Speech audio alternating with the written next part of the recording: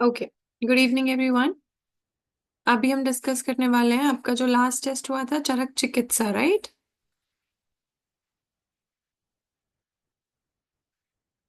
कैसा रहा था सबका टेस्ट? चैट बॉक्स में लिखेंगे सब। How was your test? How will you rate it?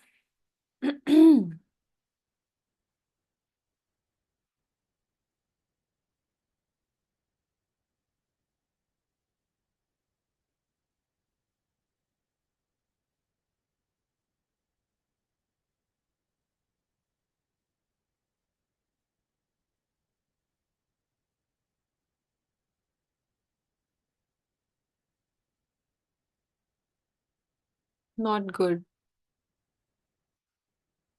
3/5 कंफ्यूजन हो रहा था। Not so good. ठीक था। Okay. Today I will be discussing कि कौन से वीक एरियाज और कौन से सिली एरियाज होते हैं चरक चिकित्सा से। तो आपको उन पे फोकस करना है, प्लस इसके बाद आपको ये याद रखना है कि बेटा चरक चिकित्सा में आपको मल्टीपल रिवीजन की जरूरत लगती है। ठीक है? टाइम टेकिंग वो होता ही है, ऐसा नहीं सोचना है कि वो कम टाइम ले लेगा। अगर किसी चैप्टर में 50 पेजेस हैं तो आप कितनी भी बार रिवाइज कर लेंगे, 1 सवा घंटा आपको लगने ही वाला है। ऐसा माइंडसेट लेकर बैठना है आपको उसको रिवाइज करते टाइम। ठीक हो गया? दूसरी चीज, एक स्ट्रैटेजी आप अपनी चरक चिकित्सा के लिए बना सकते हैं, दैट इज कि आपको एक टाइम पे सिर्फ एक बार योग योग ही रिवाइज कर देने हैं। एक टाइम पे सिर्फ चिकित्सा ही रिवाइज कर देनी है। तो क्या होगा कि आपके अंदर एक another level of confidence build होगा कि अगर सामने से कोई क्वेश्चन डायरेक्टली सिर्फ योग पे आता है, जैसे कि उरु स्तंभ के योग से रिगार्डिंग क्वेश्चन आया था 2023 में, चरक के अनुसार और सुश्रुत के अनुसार लिखा हुआ था, तो योग कभी आपका गलत नहीं होगा, है ना? शरधरण योग कहाँ कहाँ पर आता है वो कभी आपका गलत नहीं होगा, इसका आपको ध्यान रखना है। तो आप एक रिवीजन सिर्फ कर सकते हैं, मेजर जो उसके पॉइंट्स हैं और जो उसके योग बताए गए हैं। ओके? इसके बाद आपके अगर कोई और डाउट्स एंड क्वेरीज हैं वो भी हम लेंगे। First of all we'll discuss the weak areas in the silly areas of yours. ठीक है?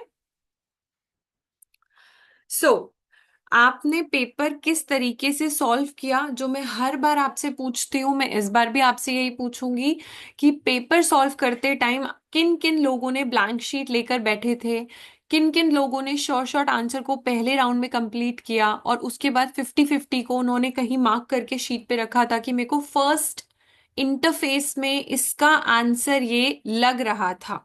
कितने ऐसे बच्चे थे जिन्होंने शीट यूज करी थी? Okay, 2 rounds in 3 division. Avantika has gone through like that. Sneha and Dipali also has gone like that. Okay. बेटा देखिए, अगर आप लोग जैसे बताया जा रहा है वैसे नहीं सॉल्व करेंगे तो कभी भी आप एग्जामिनेशन में उस तरीके से फ्लरिश नहीं कर पाएंगे, है ना? क्योंकि जब आपका एग्जाम होगा, अभी ये छोटे छोटे जो टेस्ट हैं और जब आपके मॉक टेस्ट होंगे तो उन तरीके से आप ये सीख रहे होंगे कि आपको एग्जाम में कैसे टैली करना है। भले कभी किसी टफ स्थान का टेस्ट है तो भी आपको कैसे पेशेंस रखते हुए उसे टेस्ट देना है, रिवीजन को कंप्लीट करना है। अगर एक साइकिल भी कोई चिकित्सा की कंप्लीट करके बैठा होगा तो उसने रियलाइज किया होगा कि अभी कितनी मेहनत की जरूरत है या और कितना रिवीजन चाहिए। स्मार्ट अप्रोच क्या की जा सकती है कि आप योग को अलग से याद कर लीजिए। एक राउंड जो है आपको सिर्फ योग ही योग का ले लेना है। That is a very good approach, क्योंकि योग पे डायरेक्ट क्वेश्चन भी आ जाते हैं, लाइक पिंड तेल कहाँ दिया है, षडधरण कहाँ पे दिया है। वात व्याधि वाला जो सेक्शन है उसका जो कंपाइलेशन है कि सिर्फ आपको धातुगतवाद से रिलेटेड, आवृतवाद से रिलेटेड और उसका जो चिकित्सा बताया गया है, वो एक राउंड में आप अपना रिवीजन कर सकते हैं। ये पॉइंटर्स आपको ध्यान रखने हैं। Next, coming up to the reference method, मैंने ये रियलाइज किया है कि बहुत सारे जो बच्चे हैं वो रेफरेंस मेथड पे फोकस नहीं कर रहे हैं। बेटा रेफरेंस मेथड पे फोकस करना है। अभी तो आपको पता है कि चरक चिकित्सा का पेपर है ना? तो फिर आपको किस पे जाना है? सिर्फ चैप्टर पे जाना है कि कौन से चैप्टर में से ये पूछा गया है, या फिर चिकित्सा में कौन से पोर्शन से कॉन्ट्राइंडिकेशन पूछ रहा है, इंडिकेशन पूछ रहा है, किस जगह से वो चीज पूछी जा रही है, then you have to mark. But the final scenario is different. Final scenario will be a mock kind of thing. It will be having a standard question from every area.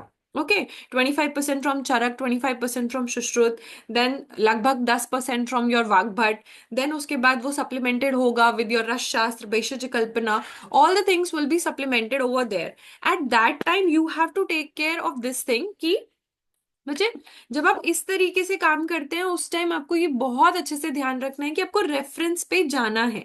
अगर उन्होंने मेंशन कर दिया आचार्य का नाम, तो आपको वो संहिता याद आ जानी चाहिए, आपको स्थान याद आ जाना चाहिए कि कौन से स्थान से ये चीज पूछी गई है।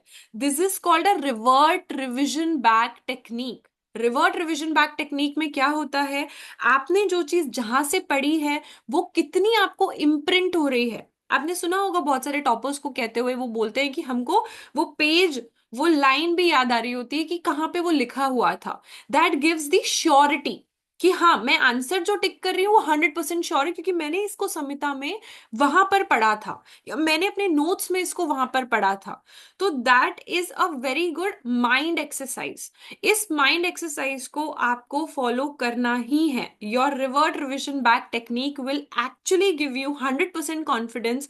क्योंकि यहाँ पे तो एग्जाम कभी कभी कुछ लोग ऐसे भी दे देते हैं कि इट्स ओके, विल सी कि कितने मार्क्स आएंगे, ठीक है, लेकिन वहां तो वो फाइनल अटेम्प्ट होगा।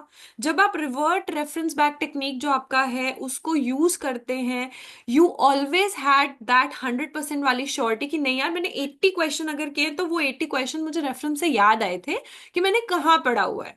हर एक में आप ब्लफ नहीं कर सकते, हर एक को 50-50 करके कभी अटेम्प्ट नहीं कर सकते, ठीक है। कुछ पोर्शंस आपको डायरेक्टली याद आते होंगे। अगर मैं आपसे अभी यवागु पे क्वेश्चन पूछ लूं तो आपको डायरेक्टली याद आएगा कि हाँ, यवागु में मैंने ये यहाँ पे पढ़ा हुआ है। कभी कभी आपको रिवर्ट रेफरेंस पे जाने की जरूरत भी नहीं पड़ती, क्योंकि आपने इतना बार रिवाइज कर लिया है कि आपको डायरेक्ट आंसर आ जाएगा। If I ask your name, what is your name, you don't need to think ना। That is the point. लेकिन in certain areas when you want कि आपका क्वेश्चन ज्यादा से ज्यादा करेक्ट हो, तब आपको ये टेक्निक जरूर यूज करनी है। How to use the technique, that is one portion. Number one, you have to go to the Acharya और the author, the Samhita which is mention, ठीक है। रिवर्ट रिविजन जो टेक्निक है उसमें सबसे पहले आपको संहिता आइडेंटिफाई करनी है, पोर्शन आइडेंटिफाई करना है, पूर्वार्ध है या उत्तरार्ध है, कहाँ से क्वेश्चन पूछा गया है। फिर आपको स्थान आइडेंटिफाई करना है, क्या पूछ रहे हैं, उस स्थान में कौन सा चैप्टर था जिससे ये क्वेश्चन आया है। इट इज आस्किंग फ्रॉम चरक शारीर, या फिर ये चरक शारीर शुश्रुत शारीर दोनों से ही पूछ रहे हैं। उधर उन्होंने स्त्रोतो विमानीय से पूछ लिया है, यहाँ पे सुश्रुत के शारीर 9 चैप्टर से पूछ लिया है, स्त्रोतस का पोर्शन। तो आपके माइंड में दोनों चलने चाहिए उस टाइम। या फिर आपने कहीं कंपैरेटिव नोट्स कहीं पे कंपाइल किए थे तो वो पोर्शन आपको याद आना चाहिए। अगर ऐसे आपको याद आने लग गया है तो आप बहुत सही ट्रैक पे हैं। नहीं आने लग गया है तो माइंड एक्सरसाइज करनी है और उसको स्ट्रॉन्ग करना है। जिसको याद आने लग गया इस पोर्शन में तो उसको बिल्कुल कोशिश करनी है कि एग्जैक्ट वो चीजें इम्प्रिंट हो पाए। That will be a better part for them. ठीक हो गया।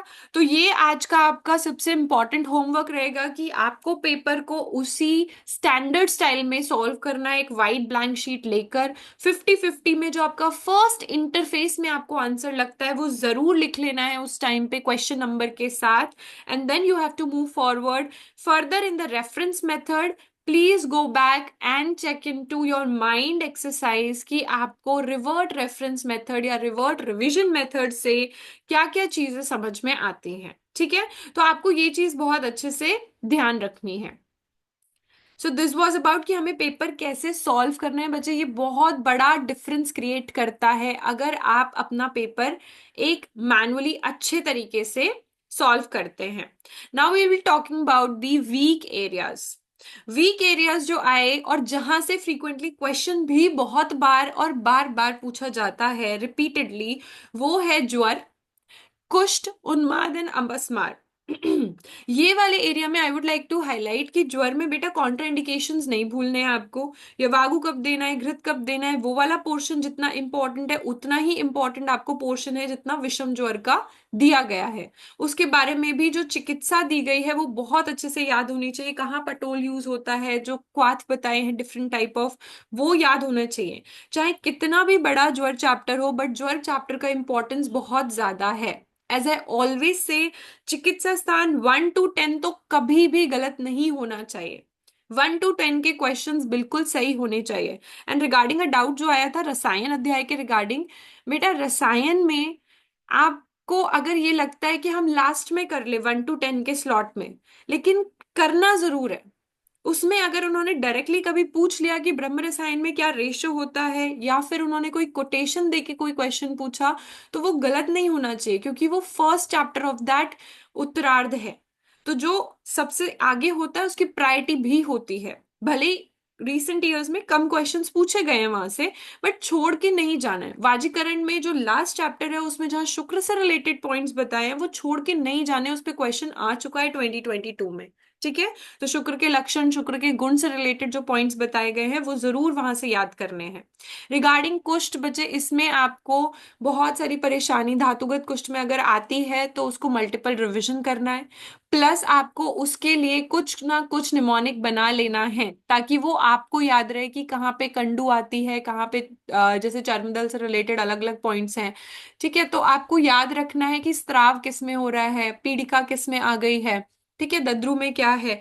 इस तरीके से आपको वो याद करने के लिए रिलेट करना ही पड़ेगा। कुष्ठ में बिल्कुल गलती नहीं होनी चाहिए, प्लस उसकी चिकित्सा में भी बिल्कुल गलती नहीं करनी है।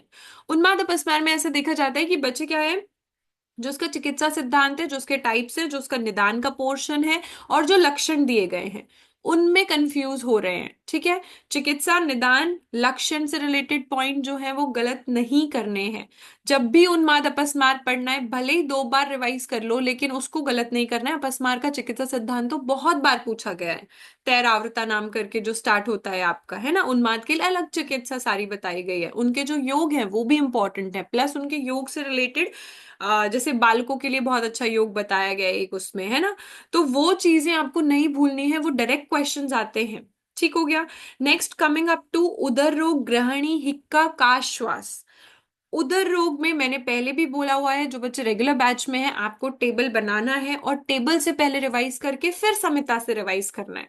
टेबल में क्या क्या रहेगा, जो बच्चे नए हैं उनको मैं ये गाइड कर रही हूँ कि आप चाहें तो अभी भी वो टेबल प्रिपेयर कर सकते हैं। वातोदर लिखिए, उसका लक्षण लाइन वाइज लिखिए, नॉट एज श्लोक पूरा। श्लोक की पॉइंटर्स कट कर करके लिखना है आपको। एंड लास्ट में उसकी चिकित्सा लिखिए। ठीक है, तो आप साथ में लक्षण प्लस चिकित्सा को रिवाइज कर रहे होंगे। ठीक हो गया। फिर नारायण चूर्ण जो बताया है, जो अनुपान बताए हैं उनके लिए अलग अलग, वो कहीं गलत नहीं होने चाहिए। तो उदर रोग में इंपॉर्टेंट हाईलाइट क्या है, आपको निदान पता होने चाहिए, उसके लक्षण पता होने चाहिए, प्लस उसके साथ उसकी चिकित्सा अच्छे से आनी चाहिए। तो आपका जो क्वेश्चन है वो गलत नहीं होगा। Further coming up to the गृहिणी अध्याय। गृहिणी में अग्नि का बहुत बड़ा डिस्क्रिप्शन है, धातु के बारे में बहुत अच्छे से बताया गया है, वो पोर्शन गलत नहीं करना है।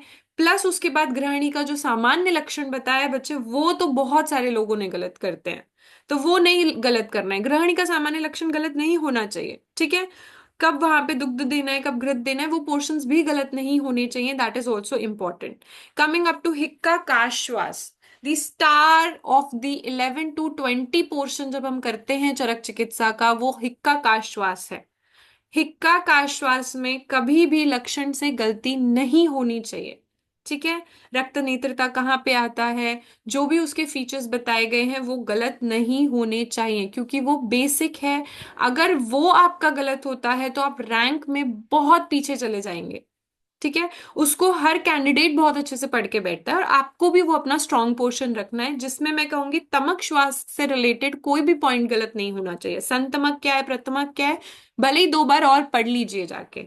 ठीक है, गलत नहीं करना है। तमक श्वास की चिकित्सा क्या है, कौन से दोष का शमन वाली चिकित्सा है, विरेचन हमें पता है। ठीक है, वो नहीं गलत करना है। हम जब एक रेगुलर गो में पूरा पढ़ते हैं वो एक अलग बात होती है, जब हम सिर्फ वीक एरियाज आइडेंटिफाई करके उनको ही फोकस से पढ़ते हैं तो एक ज्यादा बेटर हमारा कनेक्शन उसके साथ बनता है, और हम ज्यादा अच्छे सबकॉन्शियस को उसे दे रहे होते हैं, तो लॉन्ग ड्यूरेशन तक ध्यान रहता है।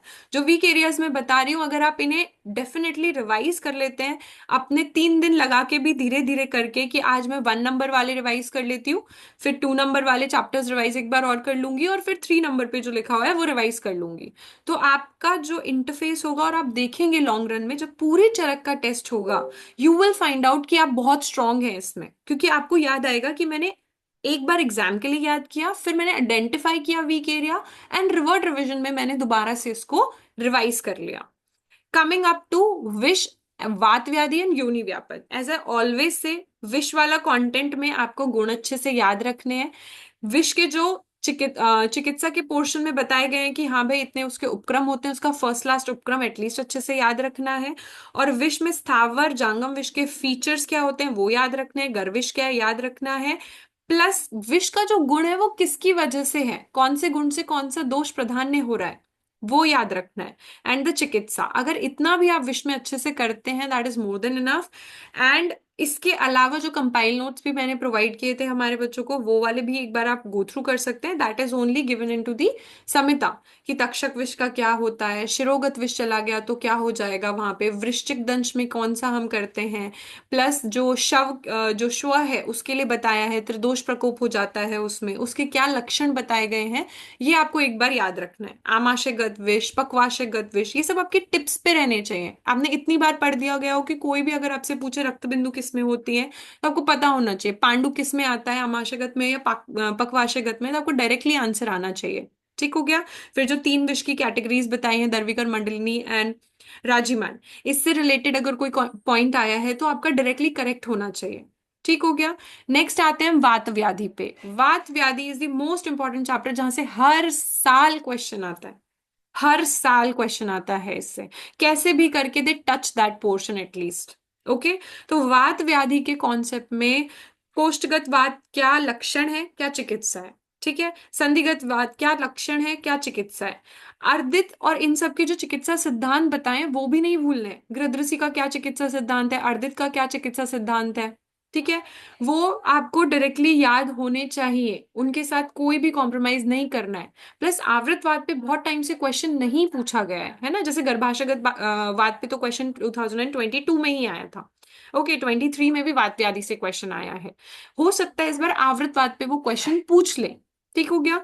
तो वो भी याद करना है कि आवृतवाद सेंटर में आप लिखिए, इस साइड पे उसकी चिकित्सा लिखिए और इस साइड पे उसका लक्षण लिखिए, एंड उसको याद करिए। नहीं लिख सकते हैं तो एटलीस्ट अभी जहां से आपने रिवाइज किया है उस पे एक एक्स्ट्रा फोकस करके रिवाइज करिए।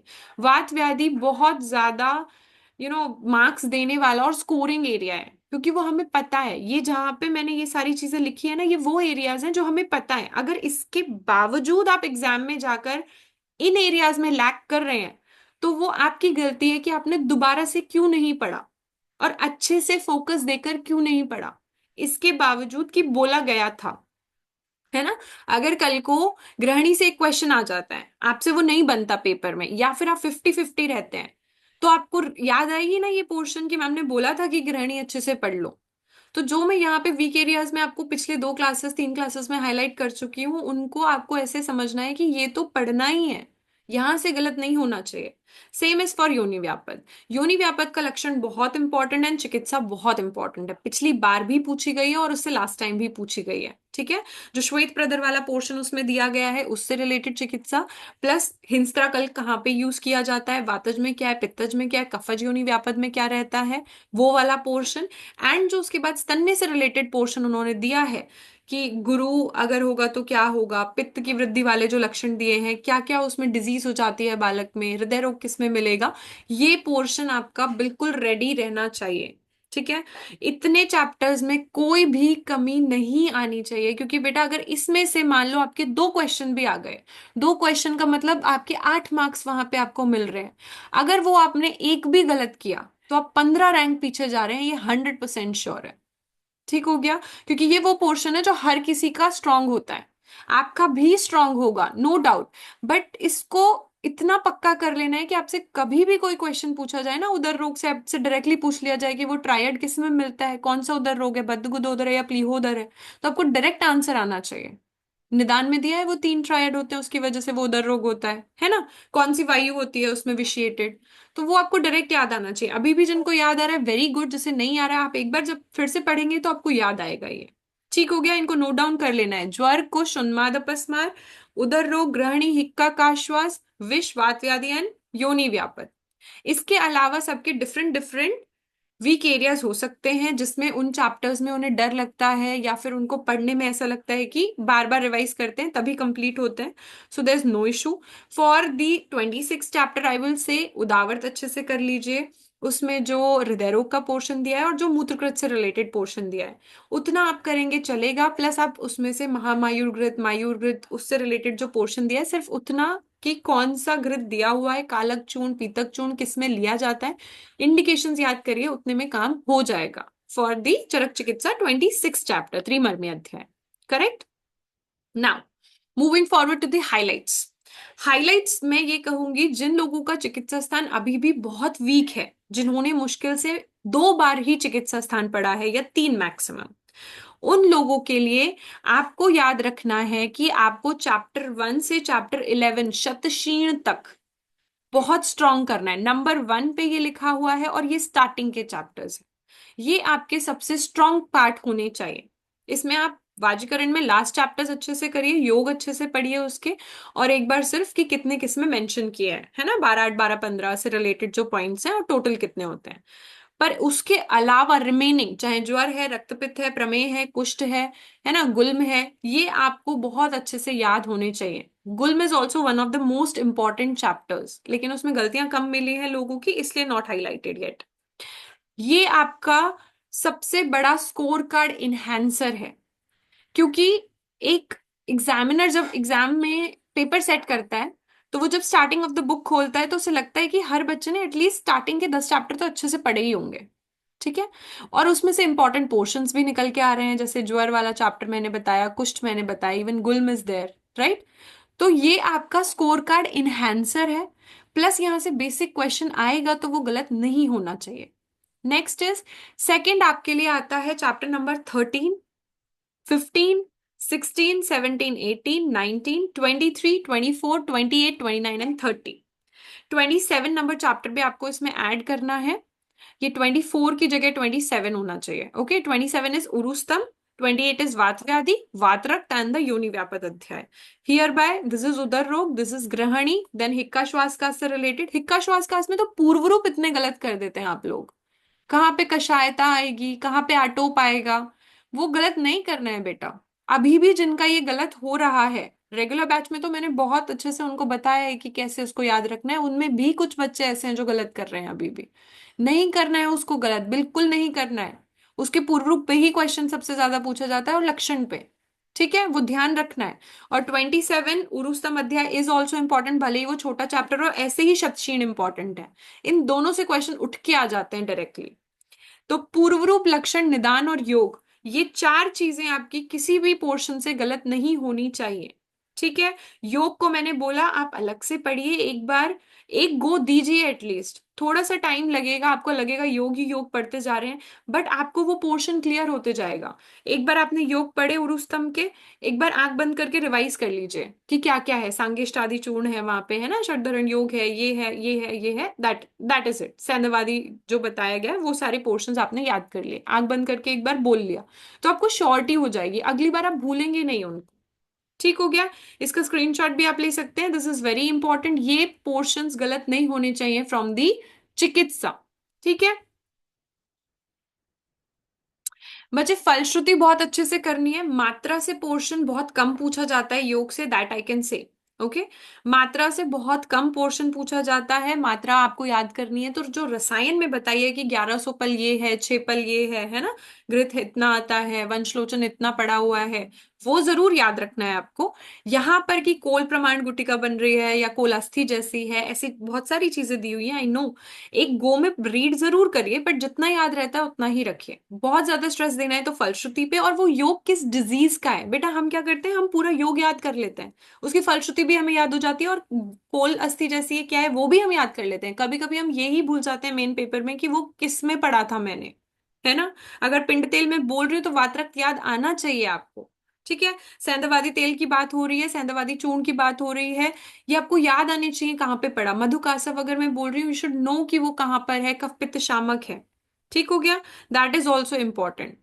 वजह रोग अधिकार सिर्फ कर लें, आई विल नॉट सजेस्ट, रोग अधिकार करिए फिर फलश्रुति भी पढ़िए उसकी, लेकिन याद रोग अधिकार पे ज्यादा रखना है आपको, फोकस आपका रोग अधिकार पे ज्यादा होना चाहिए। आप प्रीवियस पेपर्स कर रहे होंगे, यू विल सी दैट कि वहां पे डायरेक्ट रोग अधिकार से भी आते हैं। Now this is the scenario, silly mistake करने के बाद we are just pushing our head कि अरे यार ये क्या कर दिया मैंने। करेक्ट। सो सिली मिस्टेक्स का जो रीजन है वो है चिकित्सा सिद्धांत। बेटा जब आप चिकित्सा स्थान पढ़ रहे हैं तब चिकित्सा सिद्धांत पे तो गलती नहीं होनी चाहिए। ठीक है। किरण, अगर फलश्रुति आपको याद नहीं रहती है तो आई विल सजेस्ट यू कि आप उसे रिवाइज करिए या कॉपी में अलग से लिख दीजिए हर एक योग के साथ, तो याद होगी। क्योंकि उसका कोई वन नाइट ऐसा वो नहीं है कि जादू हो जाएगा, रिवीजन से ही होगी, हर बच्चा रिवाइज करके ही उसे याद कर रहा है ना। चिकित्सा सिद्धांत गलत नहीं करना है। बहुत सारे बच्चे अपस्मार का चिकित्सा सिद्धांत गलत कर देते हैं, बहुत सारे बच्चे कुष्ठ में चिकित्सा सिद्धांत गलत कर देते हैं। चिकित्सा सिद्धांत अच्छे से याद कर रहे हैं। जब भी आप पढ़ रहे हैं ना, ऐसा ही टारगेट बना लो, जब आप पढ़ रहे हो, जब आपने योग पढ़ लिया, आंख बंद करके एक बार खुद बोलने की कोशिश करो, 5 मिनट लगेंगे, लेकिन ऐसे आपकी स्ट्रेंथ बढ़ जाएगी फॉर चिकित्सा।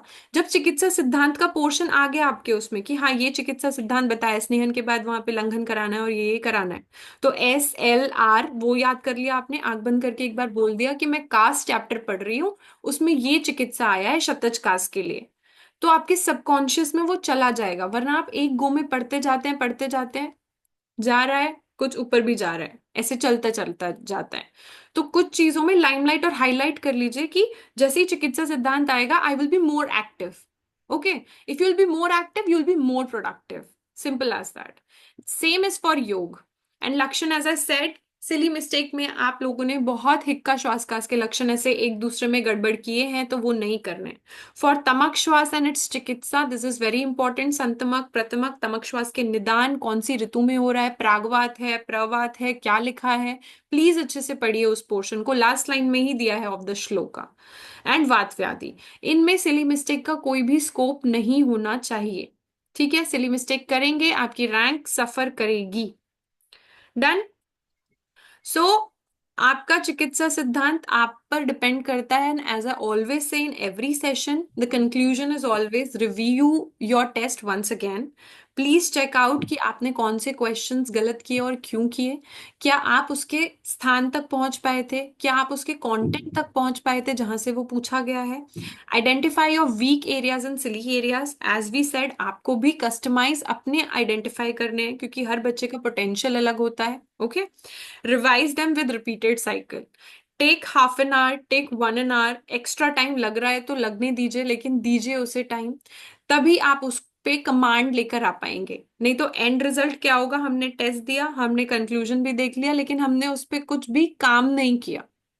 अगर आप काम नहीं कर रहे हैं अभी, तो जब लास्ट मंथ होगा आपका, एग्जाम से पहले के 15 डेज होंगे, वही चीज आपको क्या कर रहे होंगे, वरी कर रहे होंगे। ओके, तो इसलिए काम अभी से कर लेना है, ताकि एंड टाइम पे आपके मन में ये नहीं चल रहा हो कि यार चिकित्सा में क्या होगा, उस पोर्शन में क्या होगा। ये तब चलता है जब आपने किसी चीज को एक्स्ट्रा टाइम नहीं दिया या एक्स्ट्रा एफर्ट नहीं दिया। फॉर एग्जाम्पल, मेरी जर्नी में मेरे को सब्जेक्ट के लिए हमेशा ऐसा लगता था, क्योंकि मैंने सब्जेक्ट को कभी एक्स्ट्रा टाइम नहीं दिया था। तो मैंने ये मतलब पूरा निर्धारित कर लिया था कि मैं पूरे दिन, जैसे मैं सुबह अगर संहिता से शुरू करती हूँ, तो मैं एक साइकिल जरूर ऐसी कंप्लीट करूंगी जिसमें मैं सुबह से रसशास्त्र पढ़ रही होंगी, भले 3 दिन में खत्म हो, लेकिन एक पूरी साइकिल मेरे को फुल फ्लेज उसको देनी है, ताकि मुझे सेटिस्फैक्शन रहे, नहीं मैंने रसशास्त्र को भी संहिता की तरह एक बार पूरा गो थ्रू किया है, हर बार आधे घंटे, 2 घंटे, 6 घंटे की साइकिल पे नहीं छोड़ा है। ऐसे ही आपको इनके लिए भी करना है। ठीक है, सब्जेक्ट के लिए मैं यही एडवाइस करूंगी, बेटा आपने आधा आधा घंटा हमेशा थोड़ा बहुत करके पढ़ा है, लेकिन प्लीज अपनी एक ऐसी साइकिल जरूर रखिएगा जिसमें रसशास्त्र आपने 3 दिन में खत्म किया, 3 दिन में आपने कौमारव्रत खत्म किया, 2 दिन में भेषज खत्म किया, फिर एक बार भाव प्रकाश का सेक्शन खत्म किया, then going going to the minor Samhita खत्म किया। ऐसे 1 हफ्ता या 10 दिन जरूर रखिए अपनी साइकिल के। जब एक बार ऐसे हो जाए और आपको स्ट्रांग लगने लग जाए, देन फिर आप उसको फिर से 3 घंटे, 2 घंटे, 1.5 घंटे, जितना भी आपको टाइम स्लॉट मिल रहा है उस पर शिफ्ट करिए। क्योंकि अभी ना पेपर बहुत बैलेंस जाता है। पहले ऐसा था कि चरक से 50% क्वेश्चंस भी आ जाते थे, पर अभी ऐसा रेशो है कि 25 to 27, मैक्स 30 क्वेश्चन आपको चरक के मिल जाएंगे। ऐसे ही 20 to 22 क्वेश्चन सुश्रुत के मिल जाएंगे, 10 से 11 क्वेश्चन वाग्भट के मिल जाएंगे, फिर सब्जेक्ट ही आ जाता है आपके सामने। तो 50% of the paper is obviously the Samita always, but if 50% of the paper में जो 25% है जो आपके हाथ में है, आयुष जी के और मॉडर्न को अगर हम छोड़ दे, वो है रसशास्त्र, भेषज कल्पना, योर स्त्री प्रसूति का सेक्शन एंड योर कौमार भृत्य, जिसमें कौमार भृत्य का वेटेज बहुत ज्यादा बढ़ गया है। तो इन सब के साथ बिल्कुल लापरवाही नहीं करनी है कि हाँ ये चल रहा है, मैं डेली थोड़ी थोड़ी तो पढ़ रही हूँ, एक बार फुल साइकिल भी देनी है उनकी। ठीक हो गया, क्वेश्चन सॉल्व करने हैं, संजय पाटिल से क्वेश्चन लगाते रहना है। कितने लोग हैं जो अपनी साइकिल ऑफ 2017 वाली कंप्लीट कर रहे हैं अभी भी? How many people are there? Hmm, they are completing their cycle also. Okay, Avantika is doing, 2 cycle हो गई स्नेहा की, राफिया, दीपाली, बाकी कंचन, अश्विनी, साहिल, नीतू, किरण, स्नेहा, शिवानी, बाकी सबका क्या है स्टेटस इसमें? कर रहे हैं आप लोग भी इसकी साइकिल? ओके, बेटा वो नहीं छोड़ना है, ठीक है? वो साइकिल बहुत इंपॉर्टेंट है, आपको बिल्कुल उसका ध्यान रखना है, उसको नहीं छोड़ना है किसी भी हालत में। This is very very important from my side. चाहे जो हो जाए, आपको अपने क्वेश्चन सॉल्व करने की जो आपकी सबसे इंपॉर्टेंट स्ट्रेंथ है उसको बिल्कुल नहीं छोड़ना है, ठीक है? So that is important. And अगर आपको कोई भी दिक्कत है, you can let us know about it. But सबसे इम्पॉर्टेंट रोल प्ले आपका है कि आपको रिविजन टाइमली करना है। If you revise timely, if you will do the techniques I am sharing, तो आप बहुत अच्छा करेंगे। एंड रिगार्डिंग, एंक्शस नहीं होना है, ओवरथिंक नहीं करना है, डीप ब्रीथ करना है and relax. You are the one and people like you actually crack it. Okay, कोई ऐसे बहुत एक्स्ट्रा ऑर्डिनरी चीज नहीं है। कंसिस्टेंसी, डिसिप्लिन एंड रेगुलरिटी की आपको ये करना ही है। That will actually feed you in to the better zone. ठीक हो गया? तो all the very best for your next test, and अच्छे से पढ़ाई करनी है और अपना बेस्ट देना है। Okay, shall we find up? Okay, thank you.